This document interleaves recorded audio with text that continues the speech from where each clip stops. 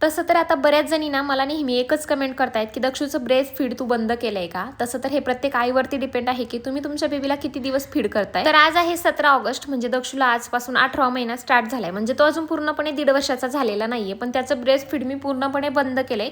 जवळपास 10 ते 12 दिवस झाले असतील. आता बाळ 6 महिन्याचं पूर्ण झालं ना की आपण त्याला वरचं खायला चालू करतो, सोबतच आपण त्याला फिडिंग पण करतो. 1.5 किंवा 2 वर्ष कम्फर्टेबल आहेत बेबी फीडसाठी. पण मी माझ्या पहिल्या बाळाला जेवढ्या दिवस फीड केलं होतं ना तेवढ्याच दिवस मी दक्षूला सुद्धा केलंय. आणि त्याच्यासाठी मी एक सिक्रेट ट्रिक यूज केली होती त्याचं फिडिंग बंद करण्यासाठी. ती जर तुम्हाला जाणून घ्यायची असेल तर मला कमेंटमध्ये कळवा. नेक्स्ट ब्लॉगमध्ये मी तुमच्यासोबत शेअर करेल की मी दक्षूचं ब्रेस्ट फीड ना फक्त एका दिवसामध्ये कसं बंद केलं होतं. तर इथे मी स्वयंपाकाची तयारी करत होते. दक्षूला मात्र केळी खायची होती आणि एकच केळी होती घरामध्ये, त्यामुळे त्याला असं वाटलं दादा घेतोय की काय, म्हणजे मस्त बेडरूममध्ये जाऊन खात होता. ह्या दोघांची मस्ती मी तुम्हाला दाखवते. आता शौर्य झोळीमध्ये आहे तेव्हा दक्षू नको म्हणतोय, म्हणजे त्याला नव्हतं यायचं झोळीमध्ये, आणि जेव्हा तो गेला ना तर तेव्हा शौर्य त्याला नको बोलला तर कसा रडतोय.